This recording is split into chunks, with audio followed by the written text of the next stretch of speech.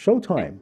Welcome to the show. Settle in and relax, kick back, get in your most comfy chair, get the coffee going, get the tea going, or a beverage of choice. We've got a great show for you folks tonight.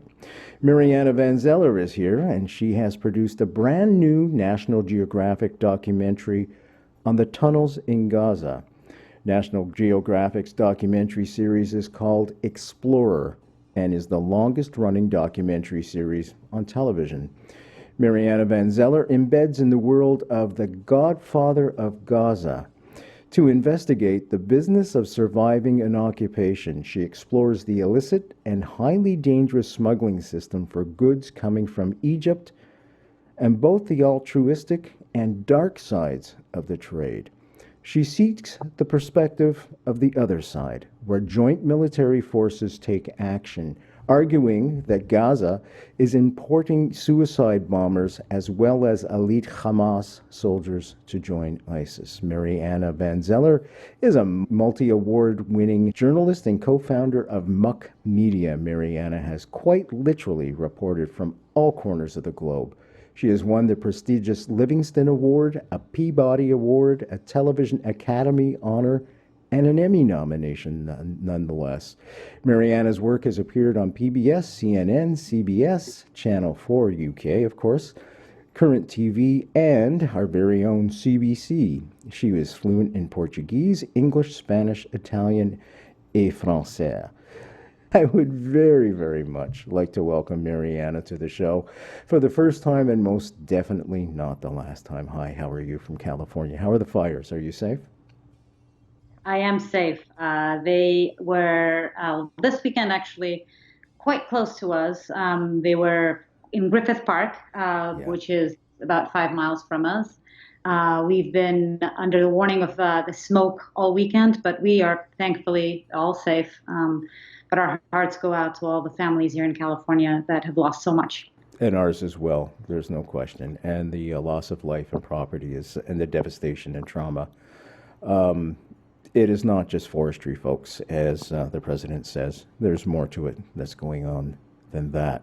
Okay, let's start off. I want to start off with a wonderful quote from you, by the way. And this is a quote that you did all the way back before the video on March 14th, 2015, in a newspaper called TV Newser.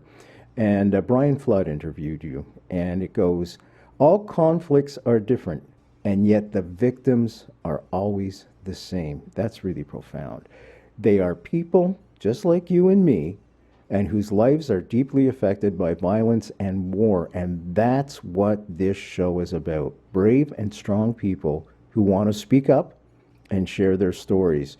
In order to start a conversation, one of the most important lessons I've learned from covering conflicts all around the world is that they always begin when communication fails. So this show is about getting the conversation started again, and with some of the conflicts we cover in this series, we learn how peace was achieved, which gives hope for all others. Now, if I had to pick one conflict, I would say Israel-Palestine. The idea of reaching peace in the heart of the world's three major religions would reverberate far beyond the Holy Land. And that is a beautiful quote, my friend. Now, it just seems ironic that you had that quote 3 years before you made this wonderful documentary on the tunnels in Gaza. How much did that perspective from back then affect your direction that you took in covering the tunnels in Gaza? You know, Brent, it's so interesting. So that whole quote was about a show that I did called Breaking Borders, and it was a different show for Travel Channel show. And we traveled around the world covering basically conflict and going to conflict zones and getting communities from both sides or the enemies to sit down at a table and start a conversation. And this idea that by breaking bread, you're able to realize that the other, this enemy, is actually much more similar to you than you'd initially think, which has been my goal in journalism since I started. I believe that one of my biggest challenge, but always, again, my biggest goal, is when I do these stories from faraway places, from people, places that are so far from us, people that seem initially to be so different from us, but we need to bring back these stories and allow the viewers to care for these stories. Why should I care about these stories from so far away? But, and that's always the challenge, is making sure that people realize, and by humanizing these stories, that actually these people might be far away, but they are much more similar to us than we know, and that we live in an interconnected world, and that everything that happens far away has a reverberation effect here.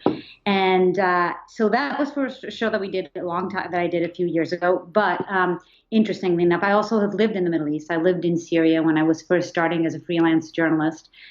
And I've been to Israel, and I traveled all around the Middle East. I'd been to Palestine, to the West Bank, and I'd heard so much about Gaza, and I've read throughout the years that's the cover of newspapers constantly, what's happening in Gaza. And I've always wanted to go to Gaza. And when I started on Explorer, and it was one of the first assignments in the season, they called me and they said, "Hey, would you be up to going to Gaza?" And it was an immediate yes. And they said, "Well, the story is a little dangerous because it's actually, you're going into these illegal tunnels that are constantly attacked. And the idea is that you possibly get access to one, and we'd love to see it from the inside. Are you sure you're up to the task?" And again, I didn't think twice, and it was an immediate yes, because we know how fundamental Gaza is to the whole Israeli-Palestine conflict. Here is a little strip of land, very small, tiny little strip of land that's bordered by the sea, and then it's at the top, and on the one side it has Israel, on the bottom it has Egypt. So it's bordered by the sea, and then Israel and Egypt. And it has suffered from years and years of blockades, where a lot of goods aren't allowed in, where Gazans aren't allowed out. And, again, this is stuff that we hear in the news a lot, but not until you don't even have to enter Gaza. You have to go through, you go through the process of just crossing the border from Israel into Gaza. And that alone is one of the most surreal experiences that I've ever had. So here we have Can you tell us about that? Absolutely. It's one of the most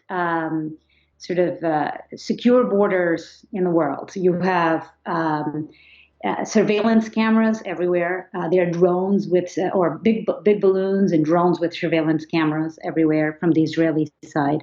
There are these big block walls. There's barbed wire. Lots of fences. And then there's this whole system. It's in this building, very secure building, militarized building that you use to go in through. And then on the other side, there's this gate that opens, and suddenly you enter no man's land.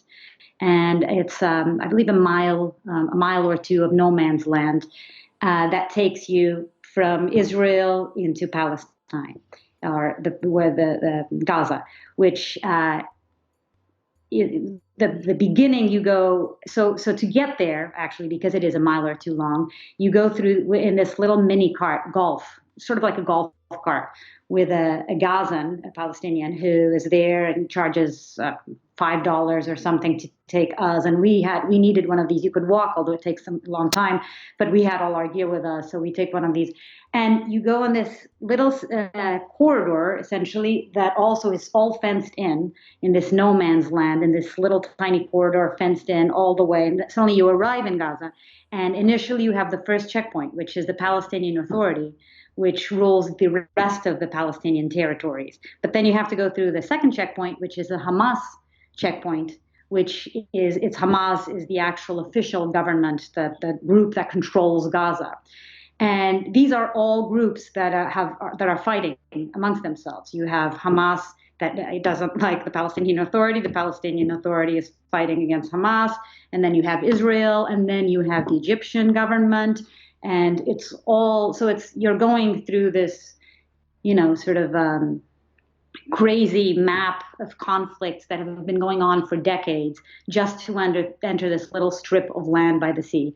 And then once you actually get there, again, you hear again and again the news about the conflict, but to actually have a chance to meet families and to talk to kids and spend time in seeing how they live. And one beautiful thing that I had no idea happens in Gaza is that at sunset, almost every day, because there's so much beach, all the families head out at sunset to the beach, and you see the women are all wearing the hijab and covered, and they're not, because they're Muslim and they're covered and they are wearing long dresses, and lots of kids, and you see just families just enjoying a normal day. I mean, it could be here in Santa Monica, California. It could be anywhere in the world where people are just trying to enjoy a normal life, and yet you walk inland, and suddenly you see all these buildings that have been destroyed, that have been bombed, bullet ridden everywhere.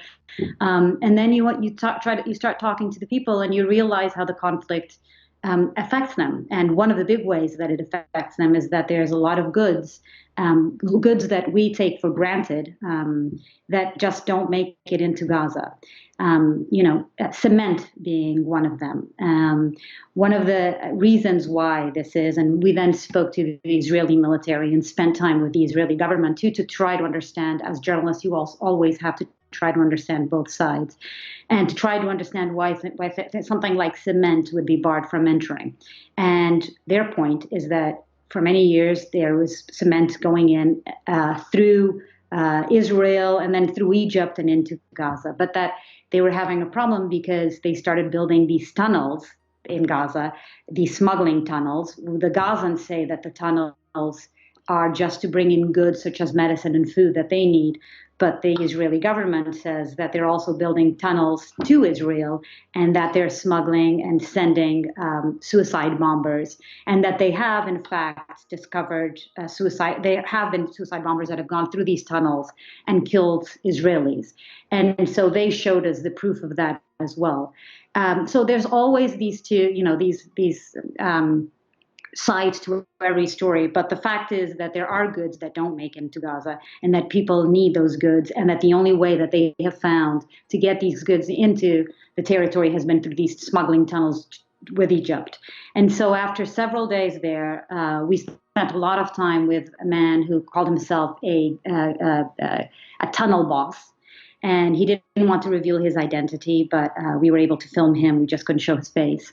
And he said, even though I'm risking my life by showing you guys this and allowing you guys to see my life, I think it's important. And the reason I'm doing this is because I want you to understand what it's like to live in Gaza. And the way he put it is that it's hell. It really is hell. Did you lose me there? You're still with me, yeah? I'm still with you. The frown on my face is because I don't like to hear about people suffering. Just some context, folks. Picture this as Gaza. This is Israel over here, the Mediterranean Sea's here. There are two entry points, one at the top and one at the bottom. The one at the bottom is Rafah, and that is the one that borders on Egypt. Now, just a little bit of context again. Egypt owned all of Gaza up until the 1967 war, when Israel conquered it, for lack of a better term, and took over occupation of it. Now, the border that we're talking about that brings a lot of the goods in, there's a bunch of tunnels that come from Egypt into the bottom of Gaza. There are more tunnels that come from Gaza into Israel. Those are more designed to bring Hamas terrorists into the country, where they've smuggled out soldiers, they've killed soldiers, etc. The ones at the bottom are significantly different because they are bringing in household things, like Mariana said, very common things that fridges, for example. They would bring in sheep. We laugh because we just go to the Costco or wherever to pick up our sheep or whatever. And no, they have to bring all these things in. So this is where these tunnels are built, in the bottom between Egypt and into Gaza, to bring these things through. Now, of course, there are other things, nefarious things, being smuggled in at the same time. Now, you said these tunnel builders were afraid, as I put down my Gaza map. They were afraid. They're not only afraid from the Israelis from an airstrike that would collapse the tunnel, but are they afraid from Hamas as well?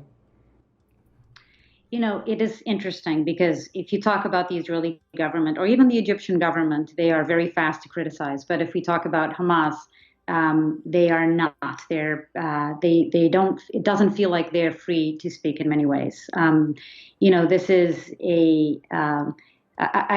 the feeling that I got there was that Hamas is everywhere. and criticizing Hamas can be dangerous. And so we never heard, even though I asked several times, you know, the most we've heard was when I was spending time with the tunnel boss. It was interesting to find out that he said tunnel boss it was into that Hamas. He actually pays Hamas an X percentage, an X amount of all the money he makes, and that is mandatory. And yet, again, he was quick to criticize the Israeli government. He was quick to criticize the Egyptian government, but you could tell that he wasn't comfortable criticizing the Hamas government, which was interesting. But again, he said that the reason why he was risking his life by talking to us and showing us what he does was because he thought it was important to tell his story and why he's doing it.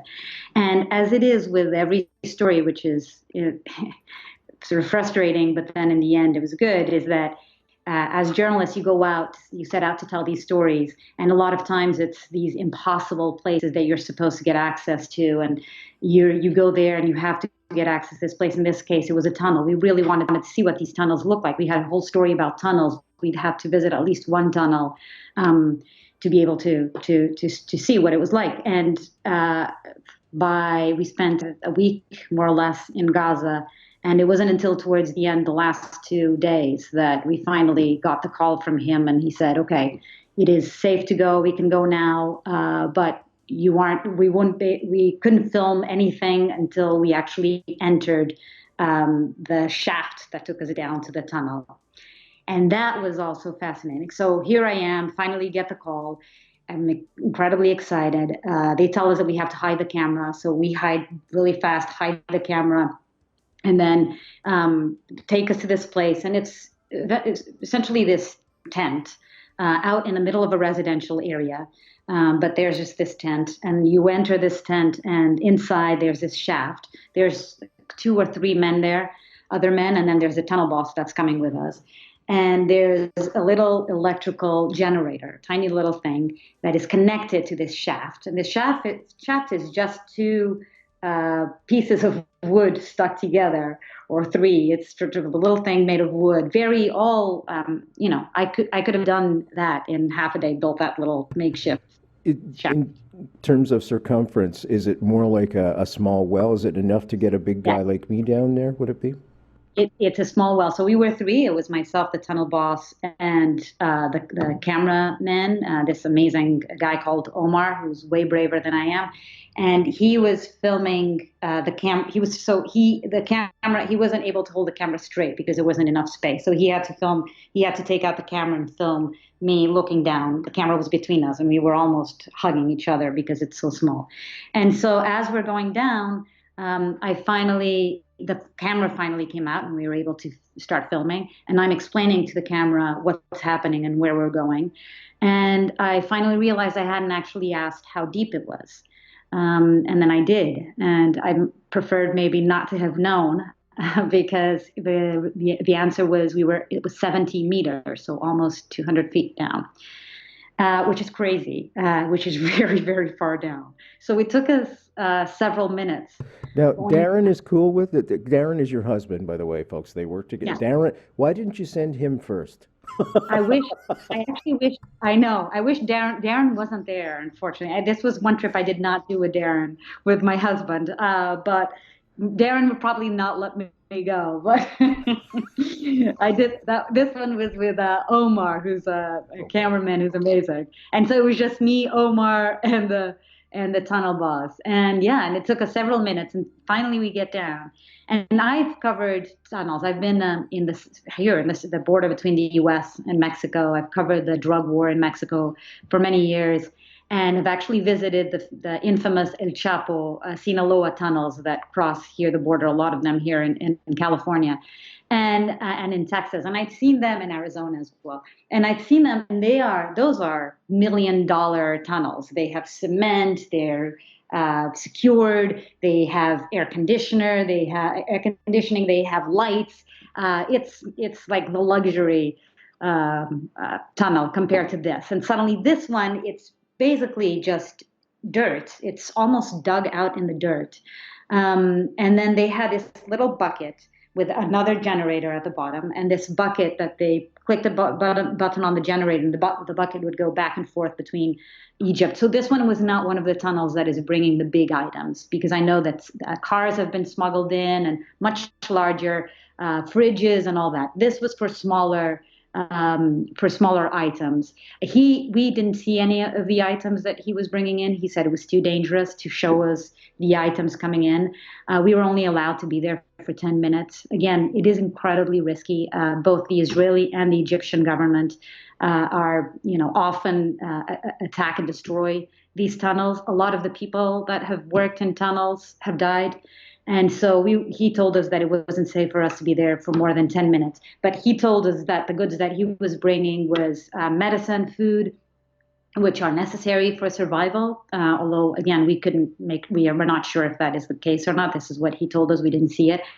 And then one of the goods that we did see, which was lights and goods to make party items. And the reason why we were interested in following the party items when we found out was because we wanted to then see, we then went to a wedding the next day in Gaza and saw some of these items actually being used in a wedding. And one of the beautiful things that we heard somebody there tell us was that it's not, it's important obviously to have medicine and food, but it's also incredibly important to have a semblance of a normal life. It's almost as important to be able to dance. It's almost as important to be able to celebrate. And because without that, without any source of happiness, what's the reason to live? And so that was a beautiful moment. Let me just interrupt for a second, folks. I just want to tell you, too, it's 60% unemployment rate in Gaza. Now, the younger generation, there's a brand new generation that's coming up, and you think of that. They've got no employment. What else are they going to do? And then Hamas, who is the elected government, although a terrorist government, there's no question. And I suspect you had a cover the whole time you were there. Wearing hijab, folks, is what I mean, just to stay safe. What is available for these guys except to go either join Hamas, like somebody would join a biker gang? I've covered the biker gangs extensively, and it seems like it's the same scenario played out, perhaps on a larger scale. There literally is no work for these folks, so they end up making tunnels because it's the only way they can make money, even though they have to give a kickback to Hamas, by the way, which actually gives out permits. You have to get a permit from Hamas to make these tunnels. What are some alternatives? Is there any alternatives? What are the background of these folks? It's really interesting. Actually, one of the things that we arrived, and usually we work a lot with what we call these local producers when we go and do these stories in these faraway places. We call them fixers. And these local journalists that know much more about the situation that we do, and that really sort of make us look like heroes when they are the real heroes. Because they are, a lot of times, we're telling these dangerous stories, and then we leave, and they're the ones who have to stay there, and many times sort of deal with whatever comes after we return. So it's always sort of a sensitive issue. But in this case, we got there and we had our fixer, and then we had another person, because our fixer didn't speak English so well, although I thought he spoke English great. He had another person helping him who was also being paid. And then there were 4 or 5 more people in that crew. And it's all this idea that because there are no jobs, there was an opportunity here for a job. We were paying we paid a certain amount, X amount, and then they divided. And suddenly, instead of having 1 or 2 people in the local crew, we had 5 or 6 people.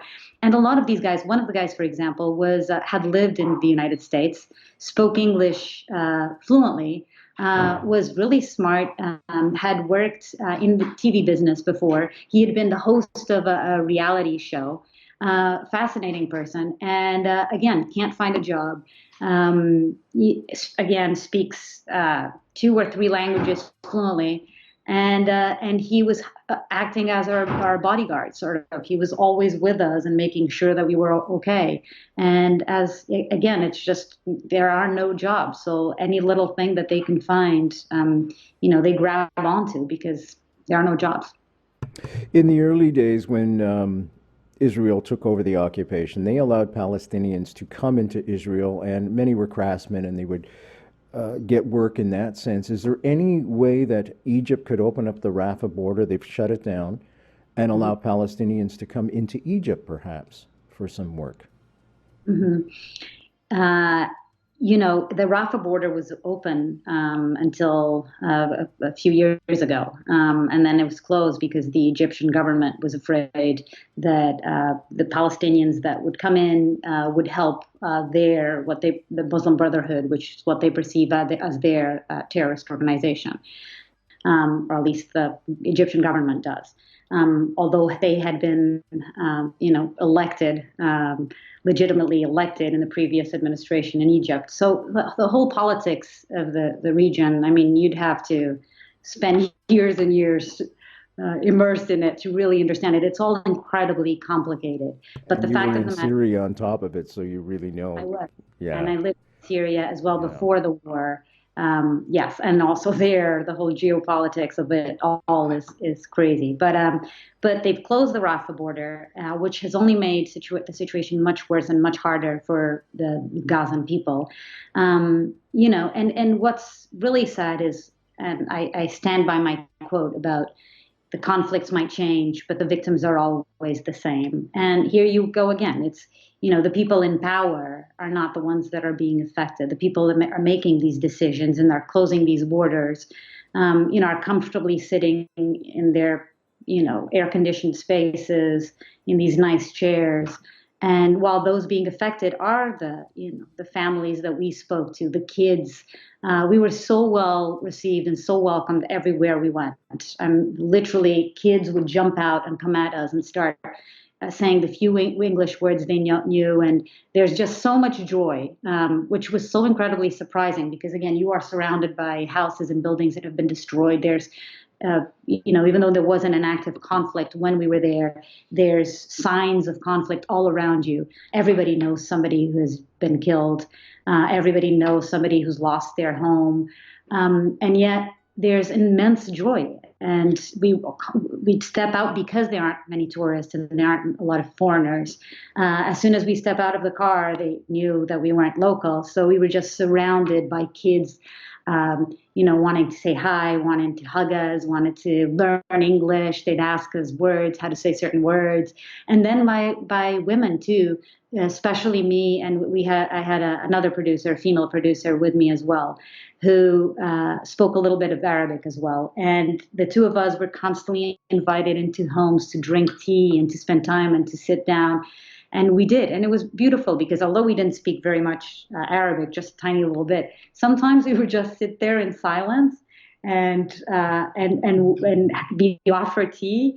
And then we were like, "Oh, there's no more words that I know how to speak, and they don't speak English, but we'll just sit here in silence and enjoy this moment with them." And then we'd excuse ourselves and say, thank you so much, and leave. But there's just so much joy and hospitality in the Middle East in general, I would say. Was there a moment that brought you to tears? And how do you deal? Because this show is, I'll tell you, this show is syndicated through all the university networks here in Canada and a lot in the States. And of course, it's on YouTube and it's on television here in Canada. So it's a lot of youth that watch this show. And I always do this show specifically just to inspire them. It's a volunteer show. Specifically, when you're in that emotional state, how do you step back from that enough to be able to focus on the narrative of the story? Yet I'm thinking that is probably part of what makes you you and your storytelling as well. How do you approach that balance between the two? Uh, I try not to let it get to me very much. Although there are a lot of moments where I completely collapse in tears and emotionally. But I think the important thing is to realize that the story is not about me. The best thing that I can do for the story and for the people that I'm meeting is to be sure that I'm telling the best story that I can. And and a lot of times it involves going to places that I prefer not to go, that my husband definitely prefers I wouldn't go. Talking to people that initially I think would what's really interesting in the business that we are in is that a lot of times you go into a story thinking, okay, I know this, I know this, I know who's the bad guy, I know who the good guy is, and I know exactly the story I want to tell. And when you get there, it actually is nothing like what you expected. And a lot of times, the people that this preconceived idea of this enemy and these people that are bad, when you actually have a chance to sit down with them and hear them and listen to them with an open heart, you realize that there is a reason why they're doing the things that they do a lot more times than it's just not so black and white. There's a lot more gray areas in the world. And the way I like to approach the stories that I do is always with empathy. That's my number one word that I use again and again, and that I remind myself again and again, empathy. Even if you're talking to somebody that you completely disagree with, you have to approach it always with empathy and try to understand. That doesn't mean that you're not also able to then turn it around and ask difficult and serious questions and ask for accountability from people that need to be asked about accountability. But it means that you choose to see the world first through empathy, and that's the way that you try to understand the world. And that's the way that I do my reporting. A lot of people will say, why doesn't Israel just shut down those terror tunnels? I know they're trying to do that between the Gaza Strip and Israel proper. But are they turning a blind eye? I'll give you an example.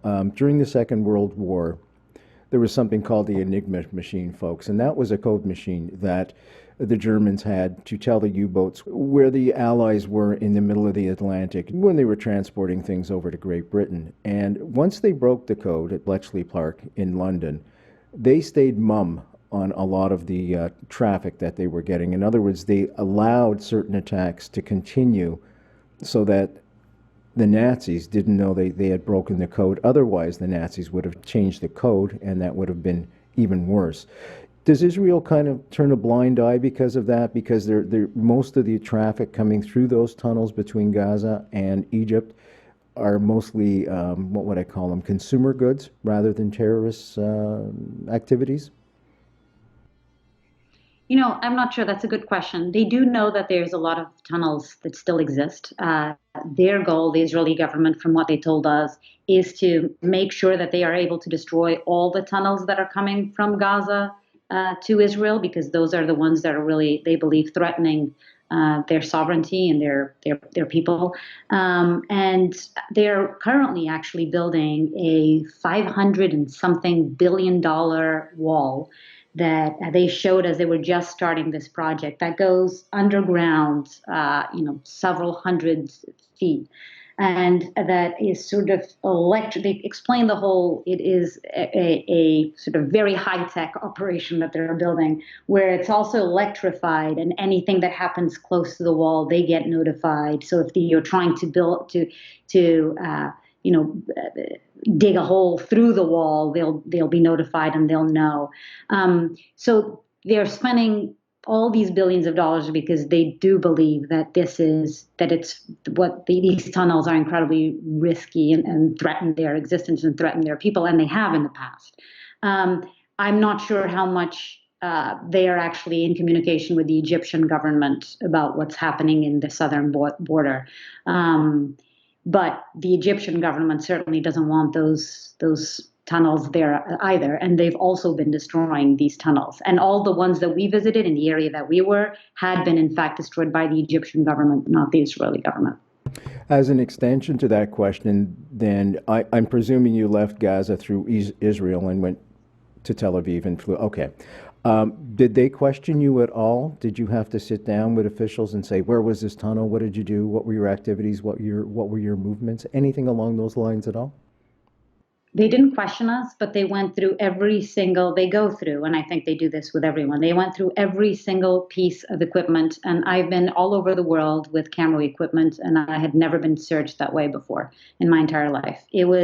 They opened up the cameras, every single piece. So the process of getting from Palestine, from Gaza back into Israel took us what could have taken us, I don't know, 30 minutes, 20 minutes was, I believe, 3 or 4 hours.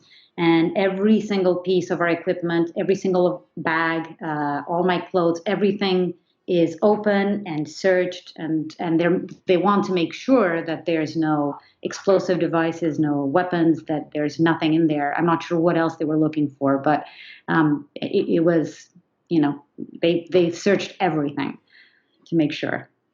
And that was the first thing. That's fine. I've only got a few more questions for you. You were right there. You were right on the spot. If you had a chance to speak, I'm going to ask you what you would say to the leader of Hamas. I was going to ask you if you sat down right next to Netanyahu, and also the President of the United States, Donald Trump. What would you just say to those guys? Well, first of all, I'd say that they should definitely sit down and talk, because that's the beginning. Communication. It's interesting in a conflict like Israel and Palestine, that has been going on for so many years, so many decades, that a lot of times you think, oh, this is an old conflict. For sure, they're in constant communication and everything has been tried. But just, the sitting down and actually communicating is the start to everything. So I think I experienced that. I had the enormous privilege of being part of that show, Breaking Borders, where we went around the world and sat down. And one of the most amazing episodes that we did in that case was actually the first episode, which was in Israel. And we went to a settlement, a Jewish settlement, and had a Palestinian come with us to a Jewish settlement and sit down and have dinner with us. And it was the first time ever that this Palestinian, who lives in Jerusalem, his neighbors are a lot of them Jewish. It was the first time ever that he'd entered a settlement and eaten food from a settler, which he had sworn he would never do. And it was the first time ever that the Jewish settlers, even though they're surrounded by Palestinians, sat down and broke bread with a Palestinian. The first time in their lives. And we're talking about people who were, families were 40 and 50 and 60 years old. And so we had a sort of handful of Israelis and Jewish settlers, and then we have a handful of Palestinians, and everybody came together, and it was being hosted at the settler's family's house. And then the kids, he had 3 or 4 kids, his whole family joined the table. And initially it was heated, and we were talking politics, and they were pointing fingers at each other. And in the end, I was in tears, because the most unexpected thing happened, which was that in the end, they yelled, they said how much they hated each other, all that happened. And in the end, I kid you not, they stood up and they hugged each other. And they said, we have so much more in common than we have that separates, which was the whole point of the show. That's what we were trying to accomplish. And that's what I try to accomplish with my journalism always. So actually to see that, it seems very simplistic, but it was there and it happened, and I was a witness to it. And they shared phone numbers, and they said we should do this more often. And yes, we have so many disagreements, but yet we share this history together. The food is very similar between the Israelis and the Palestinians. The territory, they're neighbors. And so it was a really beautiful moment, and one that I will never forget. Spectacular, absolutely spectacular. Does the West have a role to play in any of this? I believe so. It took us a lot of times. It takes people from the outside to sort of bring parties together. It's easier. It's why couples go to couples therapy. It helps to have somebody from the outside, hopefully somebody that at least when they come to the table, they don't have any vested interest, or they're not showing that they have any vested interest, right? And where they come and they can show each side, that there is a way to bridge that gap. So I would love to believe that is still our position in the West, and that is still our goal in the West, and that is still the goal of our politicians in the West, whether it's in Europe, or which is my where I grew up in Portugal in Europe, and my new beautiful country that has done, which is the United States, which has done so much good, so much bad as well, but has also done so much good. So I'm staying hopeful. From your lips to God's ears, as they say. For the fans of the show, they'll know that this is a repeating mantra for me. Communication, communication, communication. Talk. Ted Sorensen was a good friend of mine. He was JFK's speechwriter. He's the guy that wrote the letter to Khrushchev to get him back to get back down. And he said, Brent, what are you going to do? Are you going to talk with your enemy or just go and wipe him out right away? He said, my idea is to talk first. And you've just said that. Yeah, it's just beautiful. Thank you for that. Okay, I'm not going to keep you any longer. Well, last question, and this is a question I ask everybody. You're literally speaking to every Canadian student across the country from coast to coast to coast. We have 3 coasts in Canada, as well as the United States, as well as right around the world, because it's on YouTube as well and on television here in Ontario. What would you say to them?